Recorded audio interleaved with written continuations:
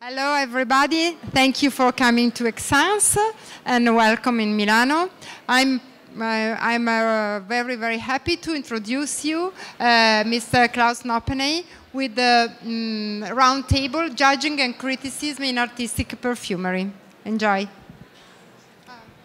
Yes. Welcome to our panel this afternoon, Judging and Criticism in Artistic Perfumery. Thank you for coming. And with me on the panel today is, let me start on the right, Saskia Wilson-Brown, who founded and initiated the Institute for Art and Affection in Los Angeles.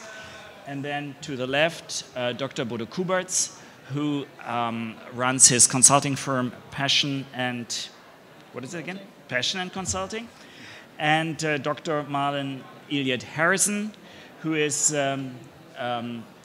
managing editor with Fragrantica and also an academic at various programs with a background in literary studies. What we thought of for today is that I provide a very short input with perhaps 4 somehow provocative points introducing in a way some points worth discussing, and then I open, and I'm really eager to hear what the panelists have to share and how we respond and build on this. In medias res. And I'm Claus Noppeney, by the way. I'm Claus Noppeney, and how I got here is actually initially through research in the field of artistic perfumery. So we've been ethnographically following the works of various perfumers, Christoph Lodamiel, Christoph Hornetz, Andreas Wilhelm, and many others by now. And building on this, we are now also involved in teaching in various programs in art schools in Bern in Switzerland, as well as in business schools at St. Gallen, and cooperate with industry. So my first point here today is the first thesis. Actually, it's a bit uncomfortable that we can't see it here. The rediscovery of the juice is at the core of artistic perfumery. What do I think of, or what do I have in mind when saying this? Well, when we think about perfumery in general, we think about these major brands. And some of you might be familiar with the work by Diane Ackerman. And I read her book a couple of months ago. And then I just noticed one sentence there. Does perfumery matter? Isn't it all about packaging? And of course, this is a widely shared view. And also widely shared criticism that perfumery in general is just about packaging and not about the juice. And one story of the emergence of artistic perfumery responding to this criticism more or less is that artistic perfumery is basically about the juice.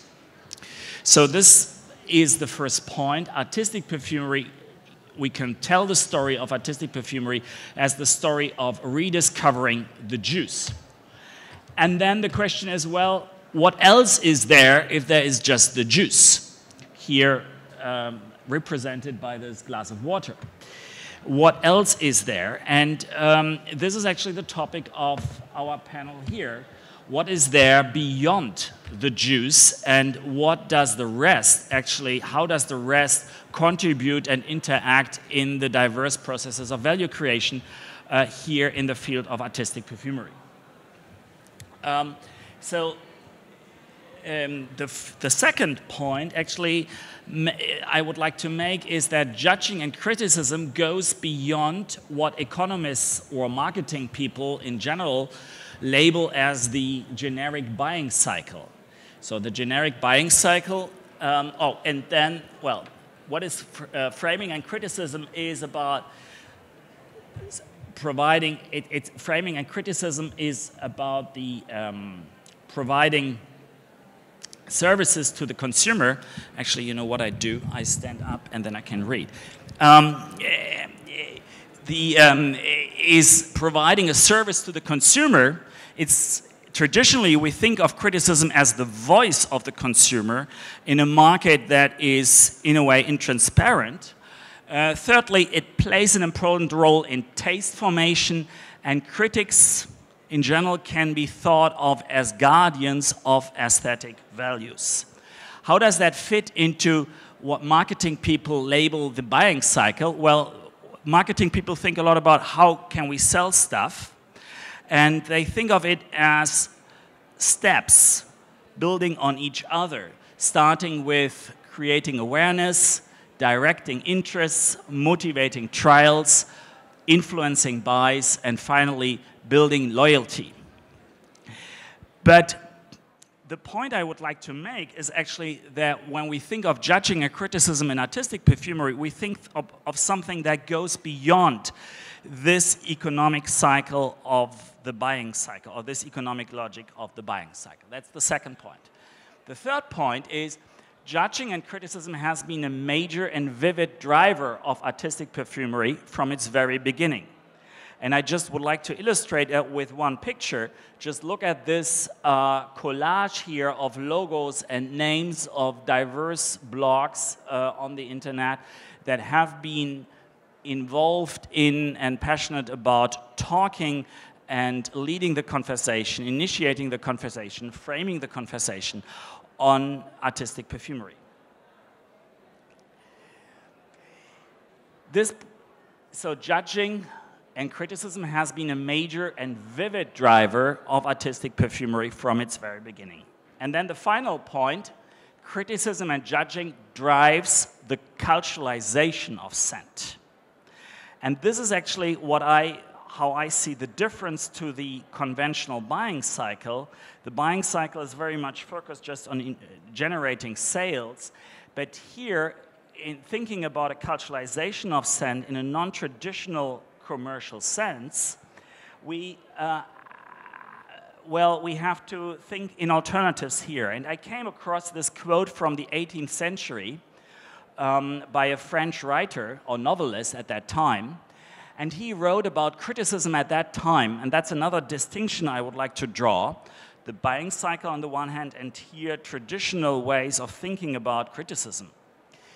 This writer in the 18th century writes, "Music, painting, and all the arts which depend on taste are everywhere subject to the errors of ignorance, to the blind whims of the masses, and what is worse, to the false judgments of those would-be amateurs who, without truly liking the arts or ever having cultivating them, join a party, pass judgment without knowledge, speak without understanding, applaud with a yawn, and drive on destroying performers' reputations."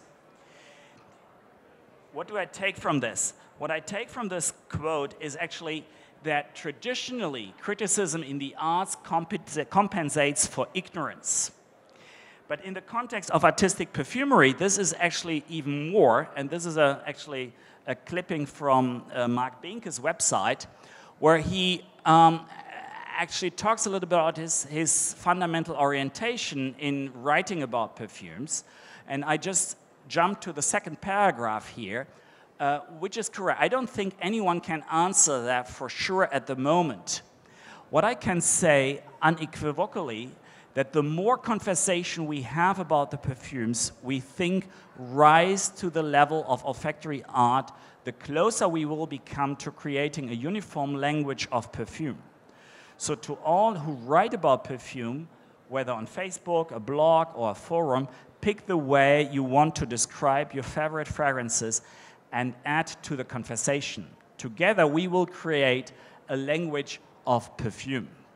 And I would like to expand this final notion here and say, well, we build a culture, not only a language, but we build what we might label a scent culture. And this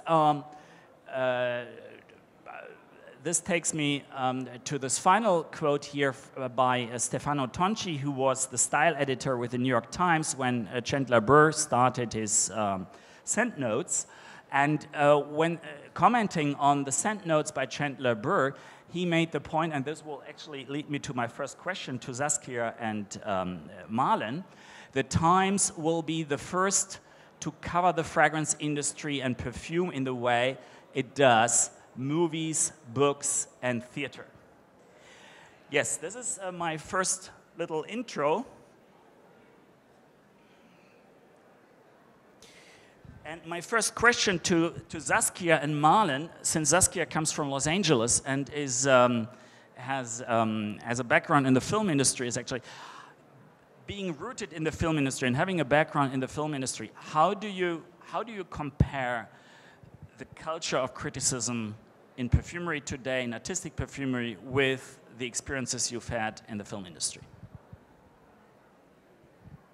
That's a hard question. Well, I can say I used to run film festivals, and in film festivals, the criticism, I should say the analysis of the work is extremely structured and extremely controlled, because people are constantly looking out for bias and for unfairness and things like that. I think in that sense that the perfume industry is a little bit different, because the perfume industry is mostly, at least the criticism is mostly coming from the personal point of view. So there is sort of a culture of accepting that since perfume is so personal, we can judge it on a more personal level. I think that's fair to say. Whereas in film, it's a little bit removed from the personality of the filmmakers, because it's a group effort, and therefore there's more of a culture of trying your best to be completely unbiased. So otherwise it's pretty similar. People are casting judgments and making their opinions. And to Marlen, since you have a background in literature, or literary studies at least, and the editor here by the New York Times referred to book reviews, literature reviews, how do you see, how could you make a parallel there? Talking about literature. Yeah, so first of all, thank you so much for hosting this panel, and thank you guys for stopping by and listening to us, and it's great to chat with you guys. So I would say about 10 years ago, I think, is when I began to think about how I would approach talking about fragrance. And I developed a very specific approach, very, very structured, where I talked about things like the pros and cons, how I saw them, where I decided to focus on sillage, longevity, development. I talked about packaging. I talked about how many sprays I had put on, what was the strength, and then always ended with something that was much more subjective and personal. So I think, for me, I wanted to try to create a balance of giving some of the basics to someone who might not have the language that I use when I critique a fragrance, but also to make sure that I could share my own personal experience. And more importantly, I always felt like, in talking about niche and artistic perfumery, I've always felt like the perfumer is kind of like the hidden star, and I always wanted to know more about the perfumer. Who was this person? What was their training? What else did they create? In the same way, I would want to see, I'd want to read a book by a specific author and then go find another book by that author. I wanted to find a fragrance by a specific composer and then find another fragrance by that composer or artist. So for me, I've always been interested in looking at the creation of perfumery as a piece of art by a specific artist, often working within confines of a brief, although nowadays many perfumers have the freedom to maybe not have that brief and to be a little bit more experimental and have freedom. So I think, to summarize the answer about literature or even film, is that I'm interested in the director, I'm interested in the screenplay writer, I'm interested in the author, and the same thing for perfumery. I'm interested in who created this, where are they coming from, what are some other things that I can look to by that artist.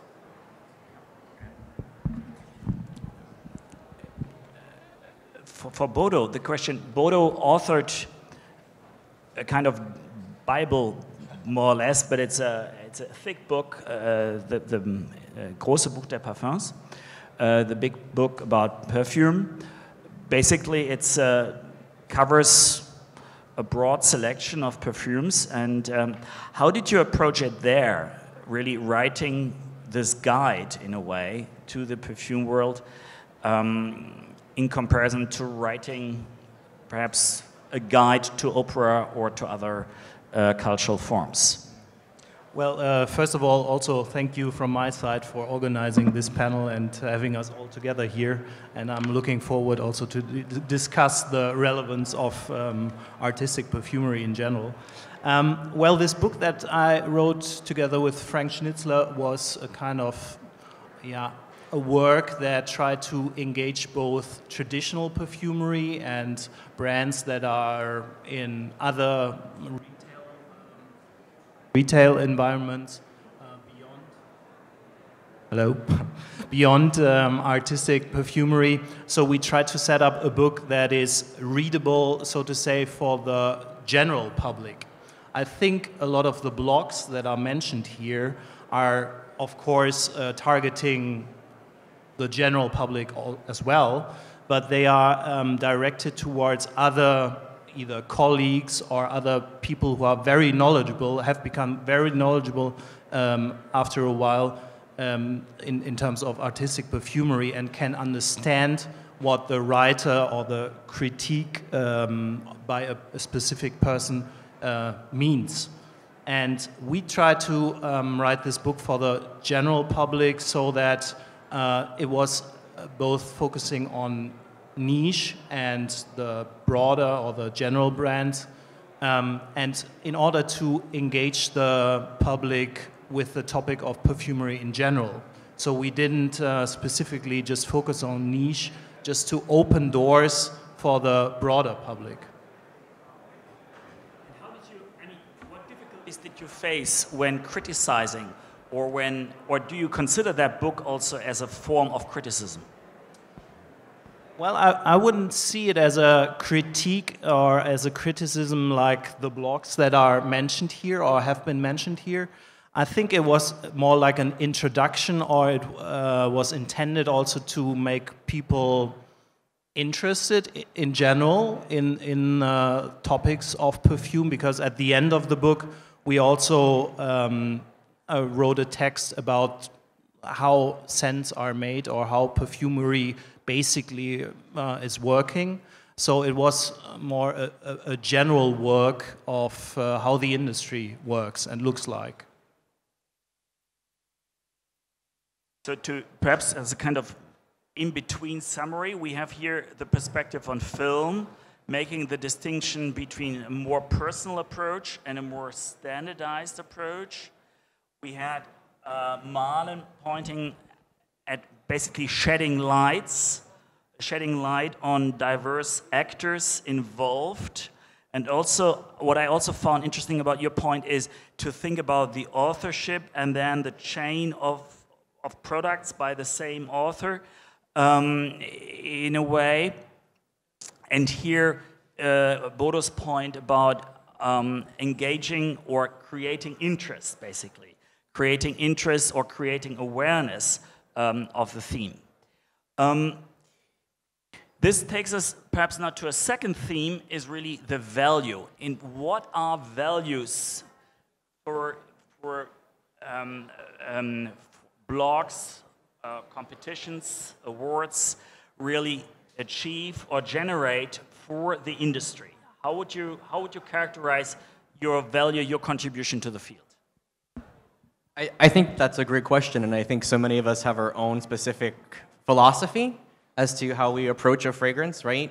I think many of us measure fragrances by different rules. Sometimes we're looking for something that is unique. Have I smelled this before? If not, how does this make me feel? I think many of us take a technical approach as well. I would like a fragrance to have some longevity. I'd like to be able to put it on and to smell it 2 hours later. I'm curious about, can others smell it on me? So there's an interesting blend of both the technical skill, perhaps, and some of that has to do with the raw materials that a perfumer may or may not have any control over ultimately. And then I think part of it is much more personal aesthetic as to how does it make me feel. So, does that answer your question? No. No, Saskia, I was hoping for something else. I was hoping for really what do you deliver as a reviewer, as a blogger to the field?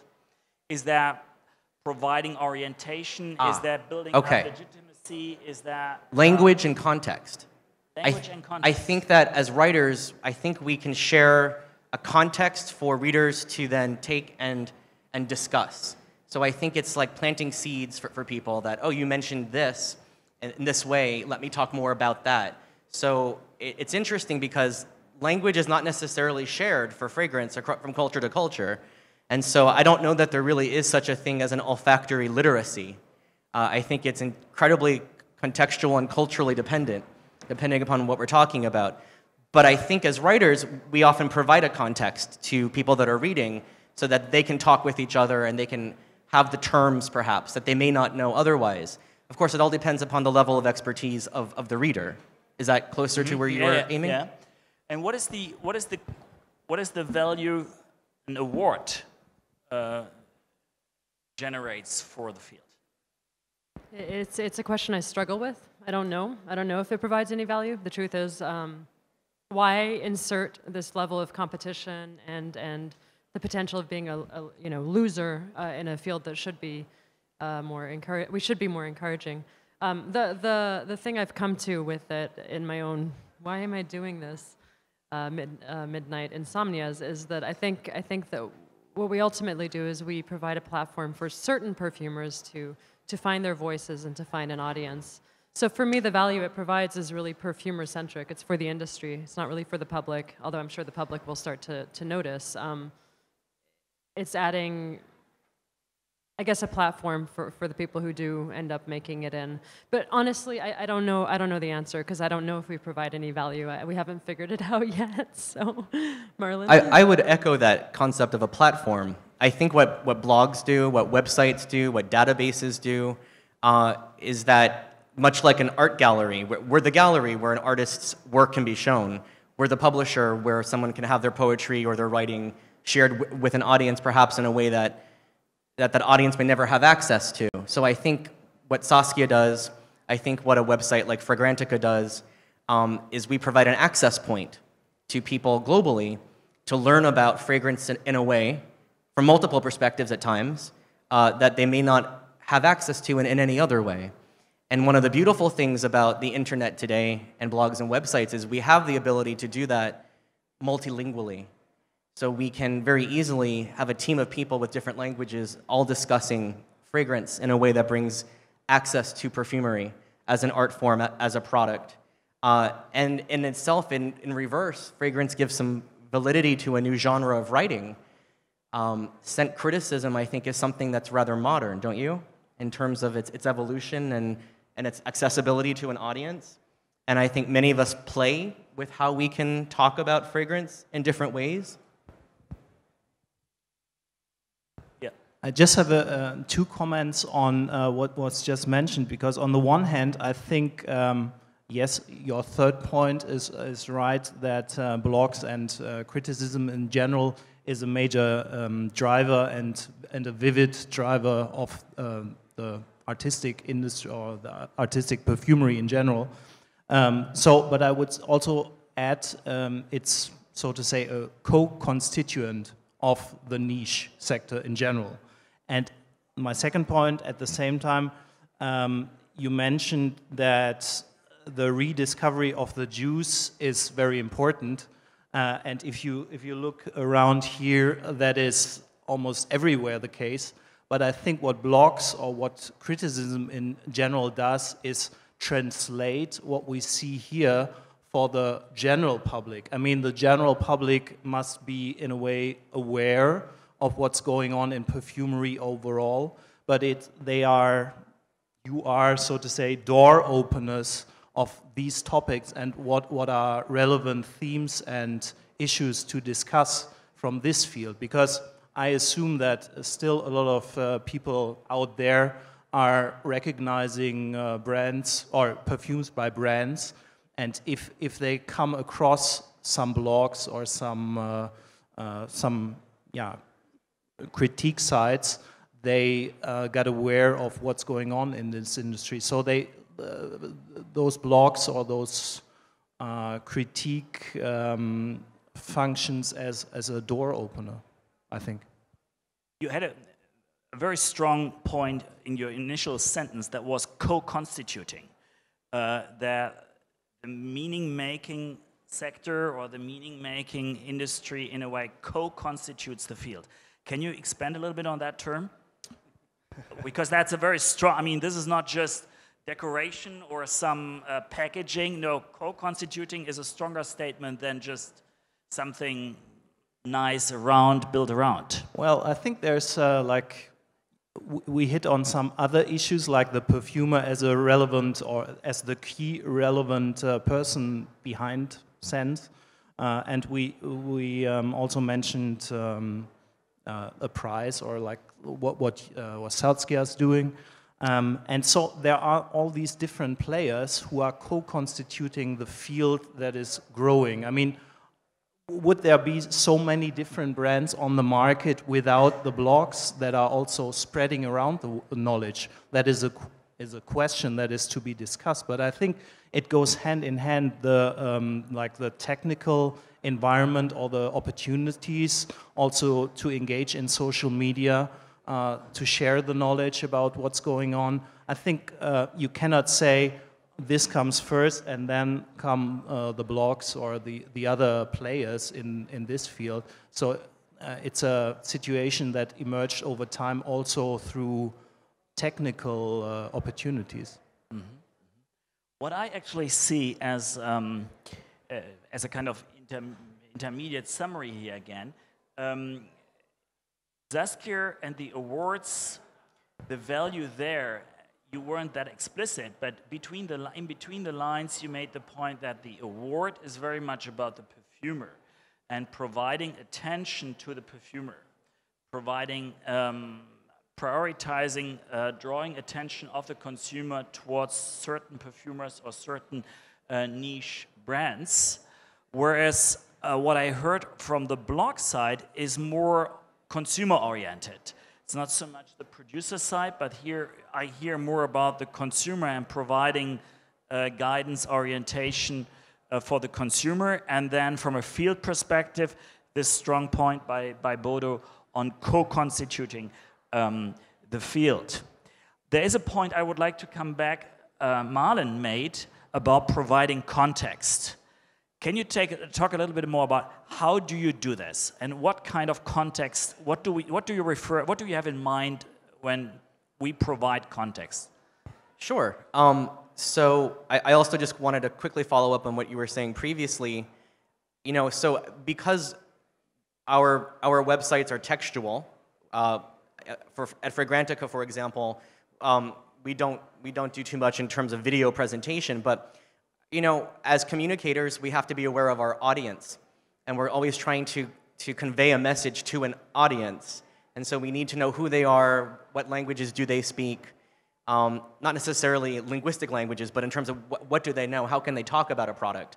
So, getting back to context, you know, one of the things that I find many people that are new to fragrance is they say, well, I don't know how to talk about a fragrance, but I'll tell you that I like it. Or I'll tell you how it makes me feel, or I'll tell you what it reminds me of. So it's very interesting to read responses by people who are kind of new to the discussion.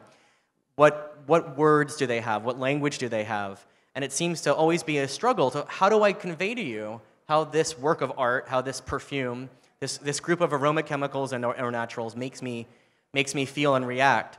So I think what blogs and writers can often do is, again, it's giving our own subjective or objective responses that then creates a language that an audience can also co-opt and use. So the word was co-constitute, and so I'm thinking co-construction, that a reader and a writer and a perfumer all come together, and this invisible aroma that we can't actually touch, we're all kind of co-constructing this through the language and the communication and our shared experiences and the memories that we create with them, the friendships that we make with them, the memories that we make with them, the associations that are so important to us. Our scented memories are so important, right? Being able to smell something that takes us back in time immediately is so important.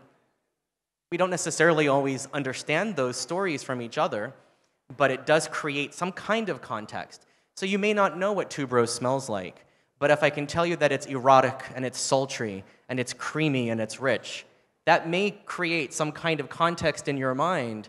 It's not clean, it's not sterile, it's not shower fresh. And again, that creates a problem because from culture to culture, these are not necessarily the same concepts. So how do we ever really know from culture to culture when we talk about a fragrance that you understand what it is I'm trying to say through my words? And notes aren't always enough. If you don't know what frangipani is, then that's not going to mean anything to you. I think in that context, Marlen, what Marlen just said, I think these meetings like Esxence or Pity or other gatherings of individuals are very important. Or like some of the groups, I mean, we are talking about blogs here, but there are all kinds of different groups that do criticism in a way. I mean, if you think about, we just talked about Snifferpalooza, where we met a couple of years ago, or the Perfume Society in the UK. I think you need to have, at certain points in time, you need to have the opportunity to engage with the people behind, talk what they mean with certain descriptions of fragrances, and get to know the people behind, because in the end it's also a people's business. And so yeah, it's also in a way a putting together of all the different facets that you know of a scent, but like a scent is recognizable through written words or language, but also then only recognizable through smelling or discussion also with others. And just following up with that, I think that what criticism and writing, as well as award recognition, is it helps to foster a sense of community. And so, pardon me as I just step into academia for just a second, it's like a community of practice, or a discourse community, right? Discourse is conversation. And so many of us can define ourselves as part of a group of people or part of a community based upon the conversations that we're having. Or the practice of using fragrance and talking about fragrance. So I think that what an award can do is it can give recognition to someone that creates a dialogue or a conversation. And I think, as Saskia was saying, you know, it's not really about winning something or losing something. It's about recognizing something and maybe celebration more than winning. And I think what all of us do is we help to create those communities. And the internet has been so essential in developing these communities of practice or discourse communities around fragrance in a way that perhaps we didn't really have before. And just as an example, one of the Fragrantica editors is here, Naran, who represents Fragrantica Mongolia. And this was a beautiful thing that happened this year, that we learned that there were literally thousands of people in a perfume Facebook group that Naran was overseeing or helping to organize. And we realized that this was a community of practice, sharing a discourse or a language or conversation all around fragrance. And it was happening around how we talk about it, how we share our memories and ideas. And so we're so happy that our latest Fragrantica website is Fragrantica Mongolia. And again, this speaks to celebrating perfumers, giving recognition, offering critiques, developing language, creating conversation, forming a community, all the things that we've talked about today. I would like to come back to the title, Judging and Criticism.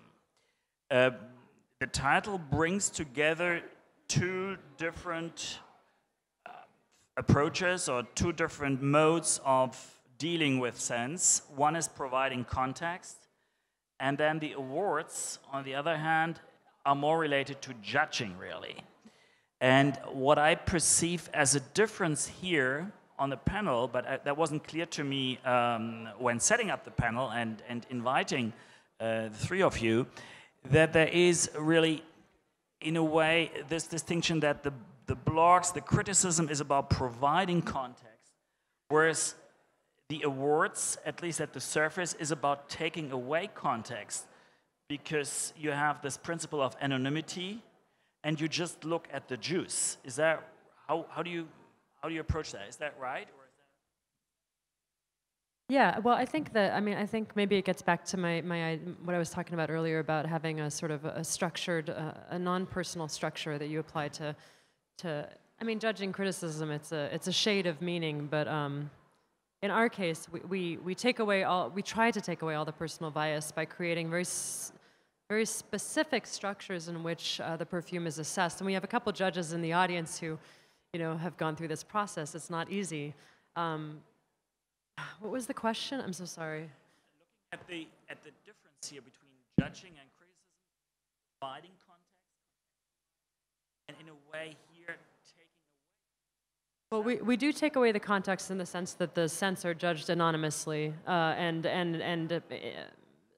so Mark Benke, who is a perfume blogger, and on his blog he can sit there and go, I love this perfume, it's fantastic, it speaks to this, that, and the other. As a judge, he can't do that.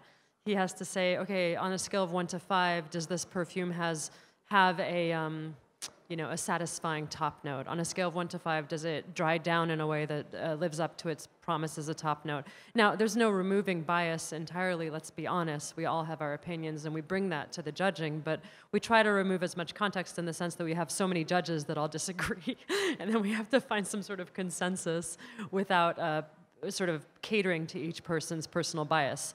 Now, a quick note about that is we did find this year that one of the effects of that is that we have something that I called the mediocrity complex, I think is what did I call it? I can't remember.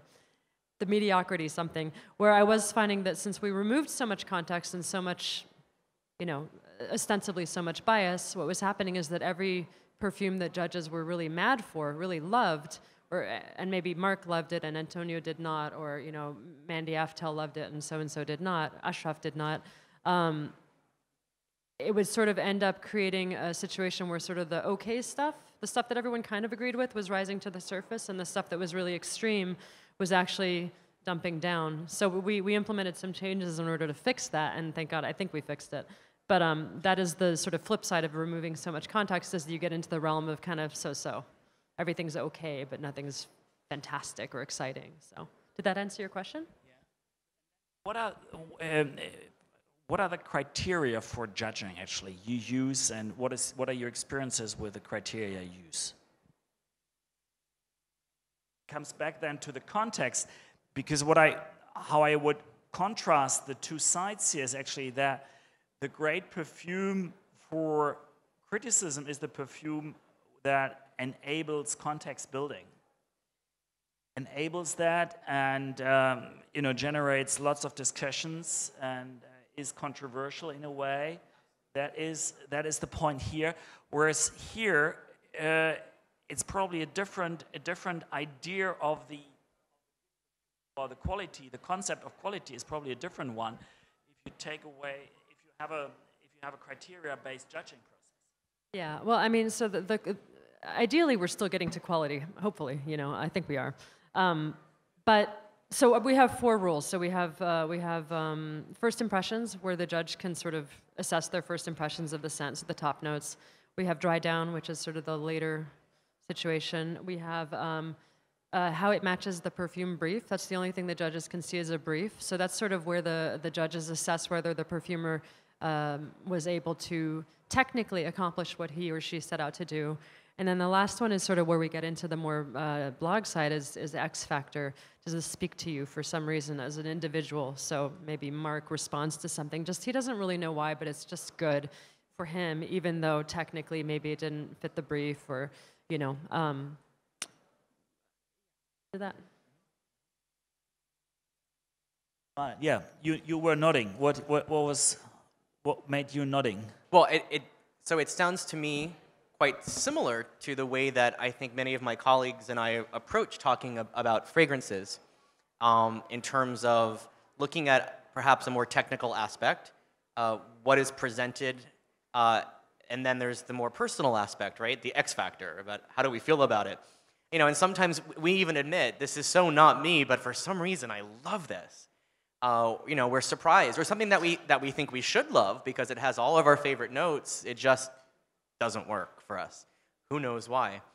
But it's interesting because at Fragrantica, we've recently been having wonderful conversations about what we call best in show. How do we create a group article from people from all over the world and talk about something in a specific genre that we feel strongly about?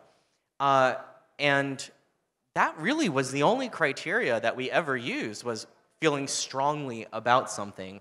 We never said we had criteria to break it down into longevity or development or brief response.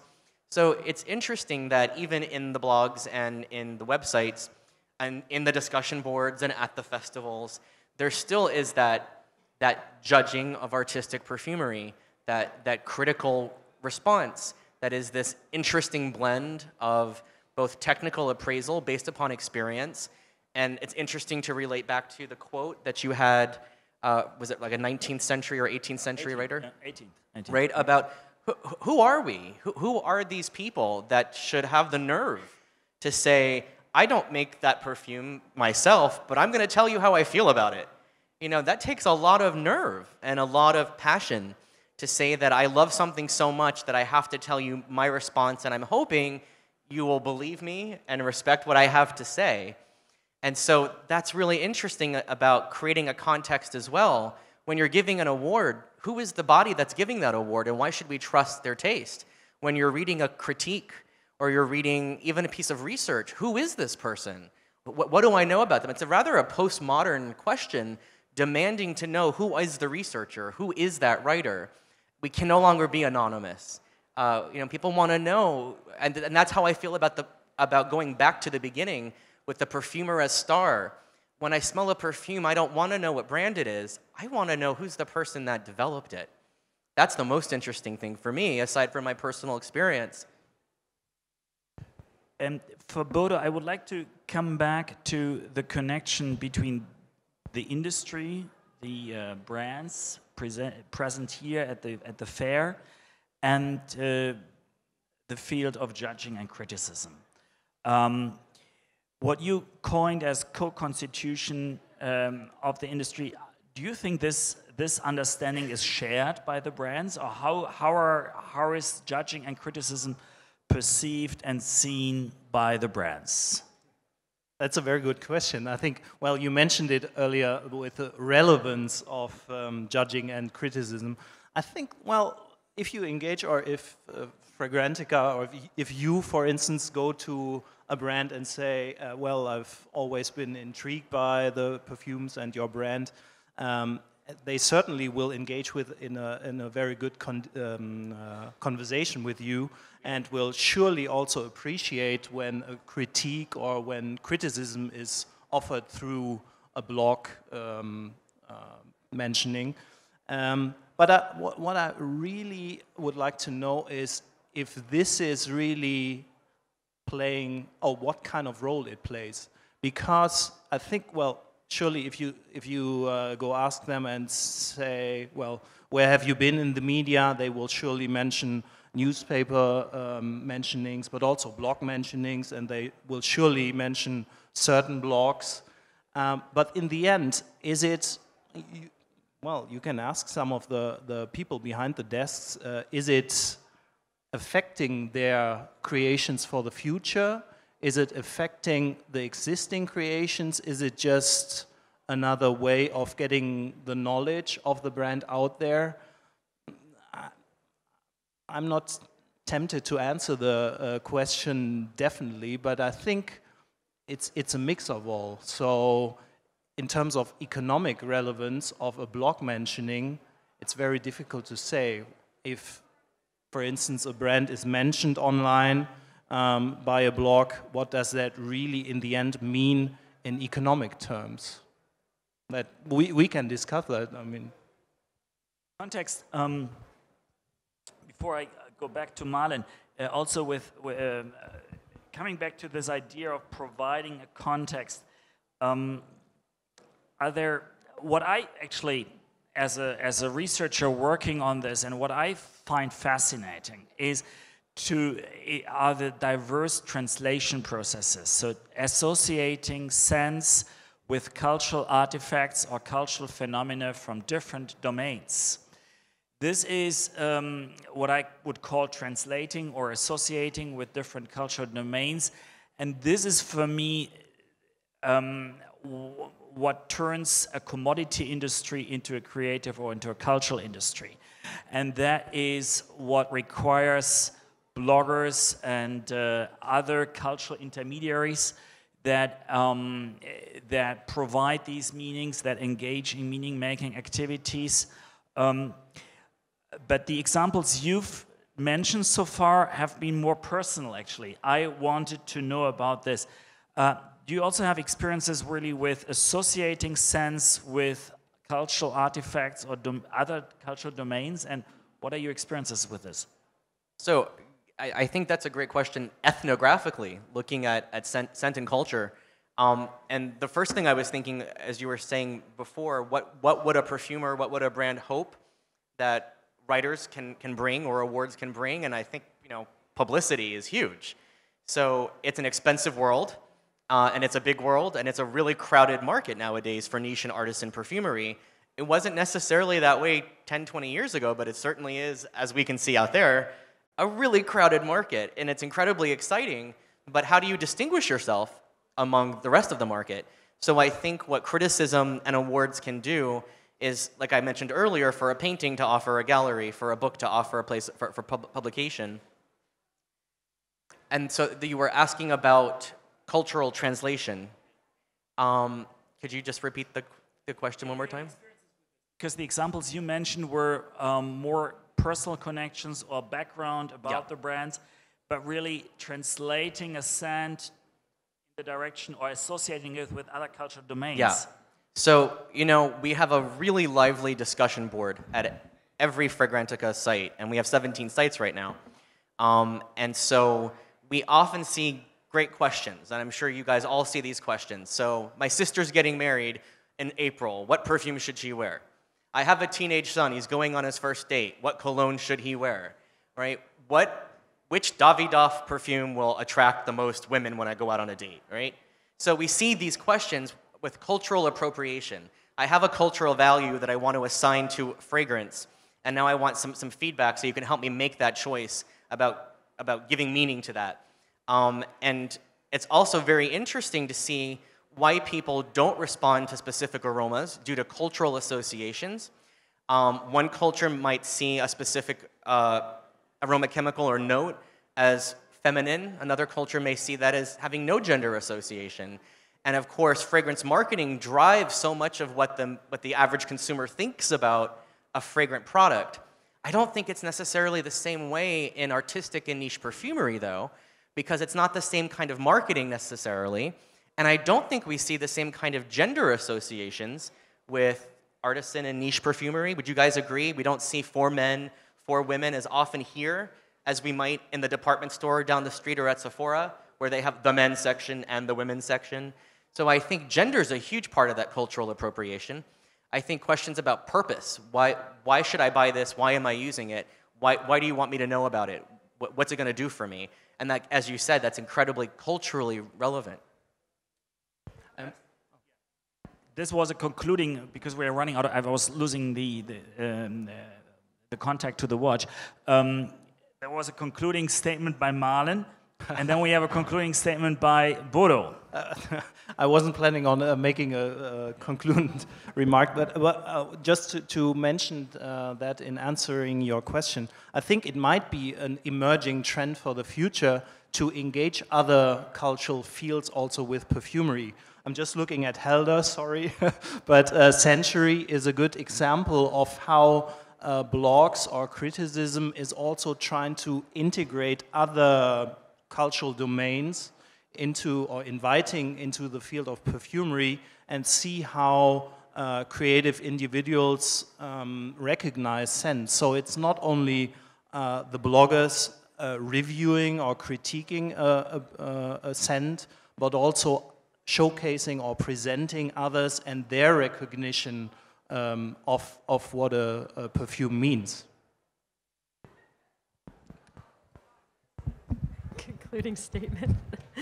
I mean, just a couple quick responses. You know, speaking about the sort of translation from cultural domains, you know, from the point of view of someone who runs both a nonprofit arts organization that engages with scent in the context of museums and, you know, opera houses and arts practices, and a very mainstream, for me, awards mechanism that has a structure and little pairs that we give out and so on and so forth, and having run film festivals, the main thing that I see that translates from medium to medium and across all things is the impulse to create.